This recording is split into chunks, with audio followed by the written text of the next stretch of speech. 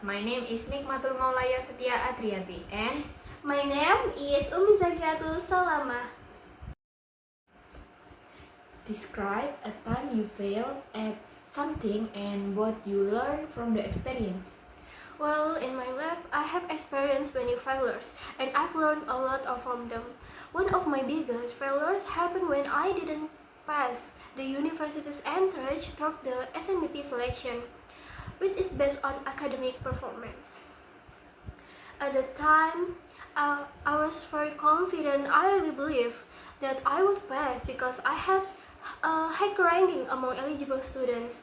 But unfortunately, the result was different. I did get expect and I felt very disappointed in myself. I felt like I had failed competently.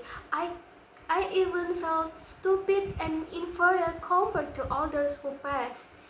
However, when I start to lose hope, my family and close friends encourage me to not to give up. They remind me that there were still other opportunities like the SNBP test. So, I decided to try again. I studied harder and kept believing that I still had a chance. And long story short, I finally got accepted into a university in a major never expect, and I ever received a full scholarship. From this experience, I learned that it's okay to feel disappointed, but we should never lose faith in the path that God has planned for us. Sometimes what I think is a failure is actually a better opportunity in disguise. The key is to keep trying, stay positive, and trust the process. I believe everything happens for a reason, and in the end, things will work out in a better way. Which is more important for success, natural talent or consistent hard work? Use specific example from sport, art, or business to illustrate your argument.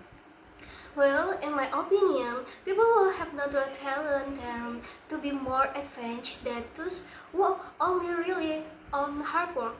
I think this is because talent gives someone a head start. They can understand things faster, learn more easily, and often achieve good results in a shorter time.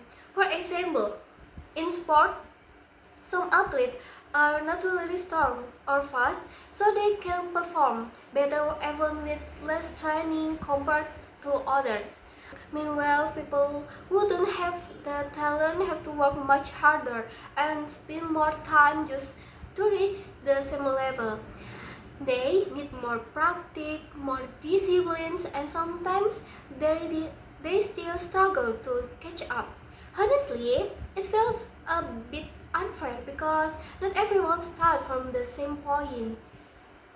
However, having talent doesn't guarantee success.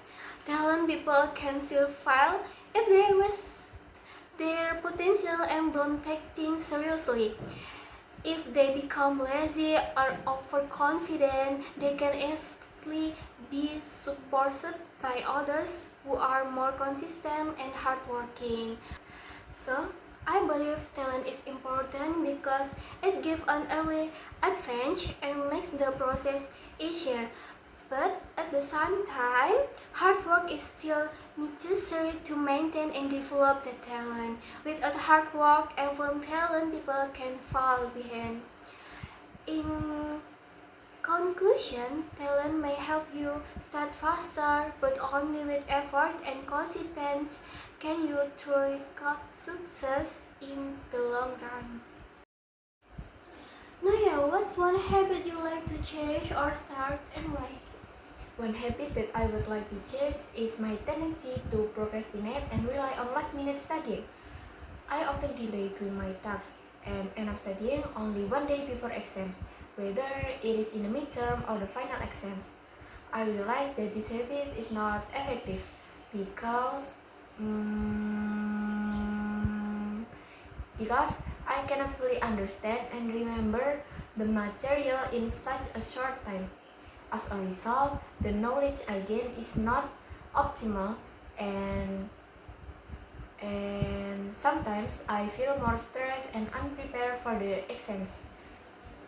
And then the main problem that I often tell myself I will study later and choose to scroll through social media instead, which is TikTok or Instagram.